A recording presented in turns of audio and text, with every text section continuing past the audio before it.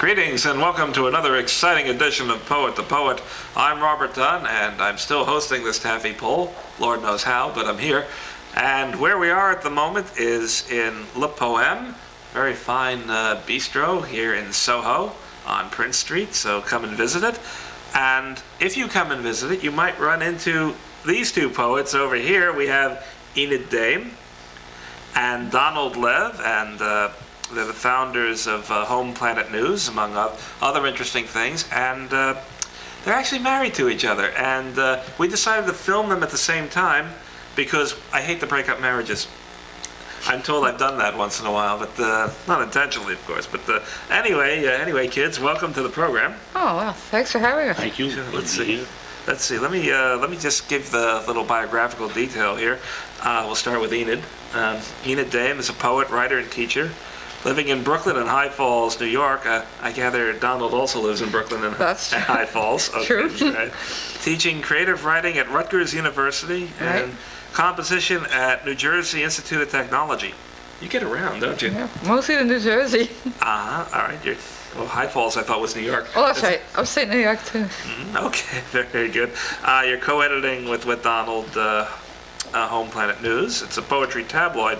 You didn't bring one, did you? I'm afraid we didn't. The war fell between us. We expected each. No, the real reason I didn't bring any is because they sold them all out. It's a very popular, popular publication. Home Planet News. Let's see. Enid has been in the New York Quarterly, Tikkun, I think that's how you pronounce it. Negative Capability, Down Under Manhattan Bridge, Icon, and Long Shot. Let's see. You have a couple of books, don't you? Lilith and Her Demons. From Cross-Cultural Communications. Hi, Stan. We're thinking about you out there. And Anything You Don't See from West End right Press. Here. Is it subtitled Just Ask For It? No, no subtitle. All right. And then we have Donald Lev over there in a suede. Let's see. He started getting published in 1958. We tend not to give people's ages. Well, okay. I was very young. On the program. Okay. That sounds good to me. Up to 10 collections of poetry. Yeah. The latest one is Twilight. Let's see. You expanded a 1986 book, There Is Still Time. Yeah, that's going to be out soon.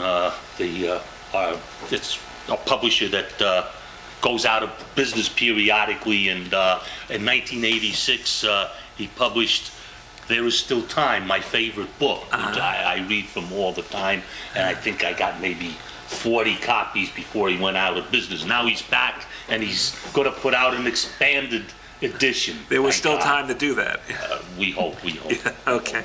Let's see, and another book from Warthog Press. When did you start writing about warthogs?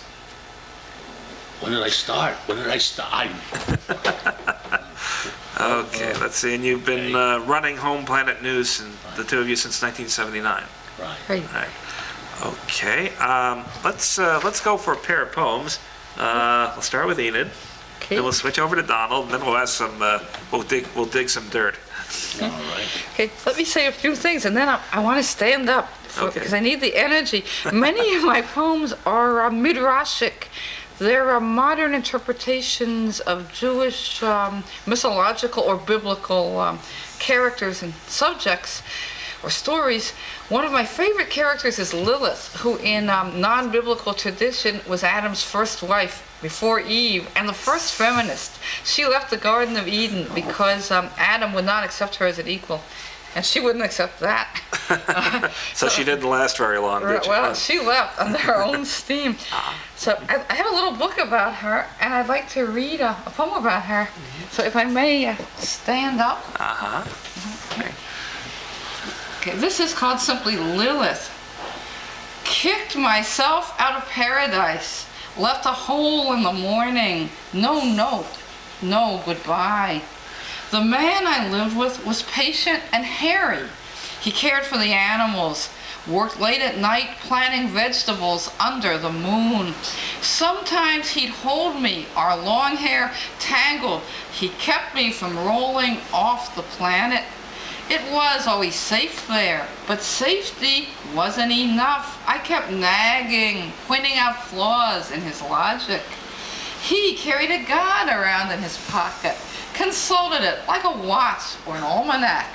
It always proved I was wrong. 2 against 1 isn't fair. I cried and stormed out of Eden into history.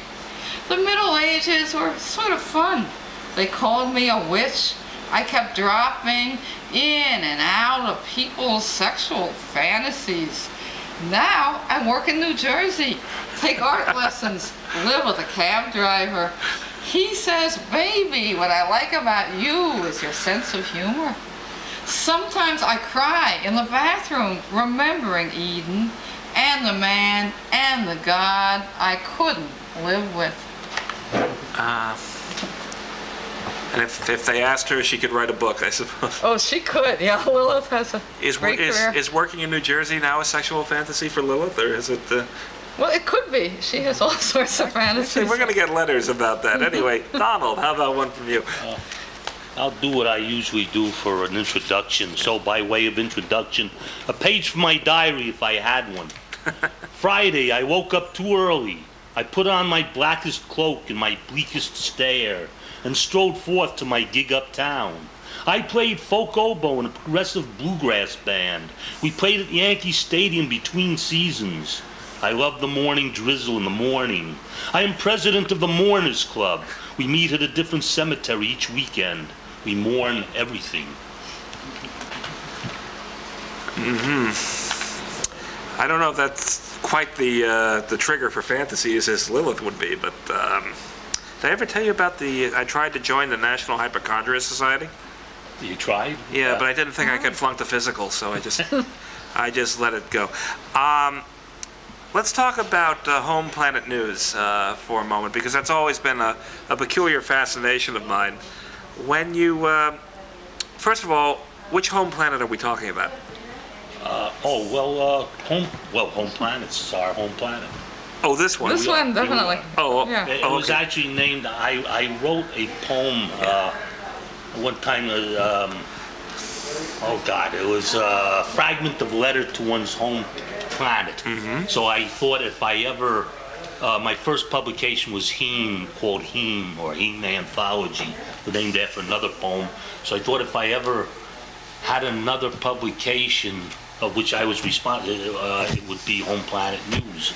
Mm-hmm. And Enid and I both worked on a newsprint publication, very interesting one called Poets. Sort of the publisher of that, Mike Devlin, genius though he was, the last issue that we worked out was a monthly. A lot of work, monthlies. And Mike just sort of disappeared with an issue under his arm, so we got ourselves a typewriter and set ourselves up in the top-away poetry business and founded Home Planet News in 1979. And Enid, what do you look for when you put out an issue of Home Planet News? Well, we look for poems that grab both of us. We both read them, and we both have to like a poem a lot. Yeah. We tend to like poems that have a lot of concrete images, sights, sounds, smells, tastes, that are very much grounded in everyday life, or are very surrealistic in an interesting way. This is the way that we can connect to a poem that takes us in, either because the language is really interesting or it's about a human situation that we like to read about. Can you actually get concrete surrealism? Well, you can get concrete images in surrealism, sure. Yeah. So usually, for years, our magazine was very urban, very non-surrealistic, a lot of city poems. Since we've lived upstate half the time, we've gotten more of a country sensibility, I think. Which is good, I think. Do you have any gossipy stories you can share about the magazine? Gossipy. Any interesting experiences? Was putting it out is, I guess, the experience is that we've kept it going since 1979. It's really part of our lives. In both the places where we live, Home Planet has a room. It's like a child And it's really part of our lives that wherever we live, it gets factored into the equation. It's marvelous because the magazine is almost old enough to vote. It is, Right. in a It'll few be, years. 19. 18. 18 going on 19, something like that. Pretty soon it'll be old enough to drink, too. Oh, we're having a poetry reading. That's right. Speaking of drinking, at the Cedar Tavern. Can I mention this? By the time that the show airs, though, it'll... Oh, it's going to be... We're That's right. speaking to you in April or something? That's right. This was in Something like that. March, folks. This was in March. But June, sometime in June, there'll be another one. Our 19th annual poetry marathon in for benefit of Home Planet News at the Cedar Tavern Garden. It's going to be a Sunday in June. So A marathon. How does one train for a poetry marathon? Just show up with your work and sign up.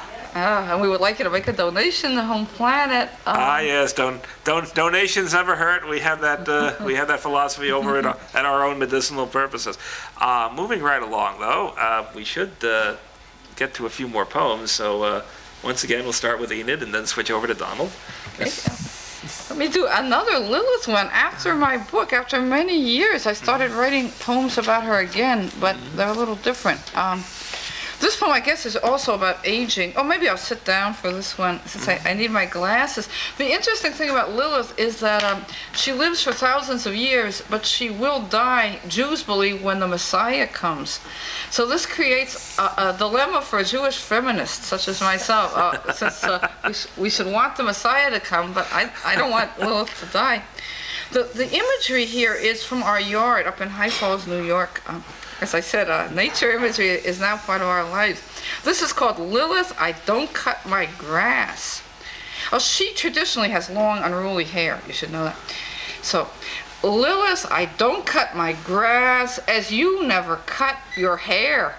I picture you in my backyard, where it's always cool and ferny, where jewel weeds grow taller than trees, where wild berries tangle like knots in cat's fur. I see you sorting out the birds from the cats, two of your favorite animals. Contradictions never scared you. Lilith, you smell like the earth and marigolds and mulchy leaves. Your arms are mud bespattered. You don't look like my mother. I couldn't ask my mother for a blessing. She was too much afraid of her own craziness. She only spoke to cats. Every few months, she went to an expert to burn all the wilderness out of her hair. Once she tried to take me with her. I scratched and fought, yowled, ran up an elm tree. It took years to climb down. Lilith, I'm almost 50. I'm running out of time, money, eyesight. I still bleed, but for how long?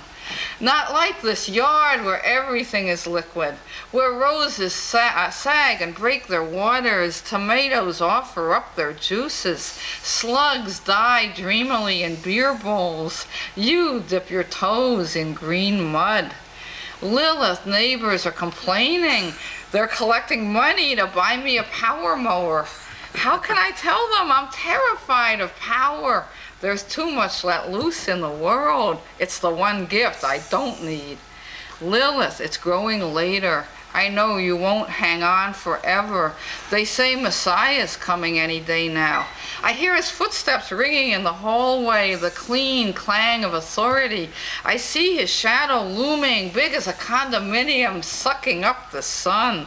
No stopping that man. He's carrying a squirt gun filled with chemicals. No room for weeds in his world. Lilith, bless this garden while both of us still use it. Maybe we could get Lilith some antibiotics so she could cut a deal with the Messiah. Oh, I don't know if she would do that. She doesn't cut deals. Well, after 5,000 years, you never know.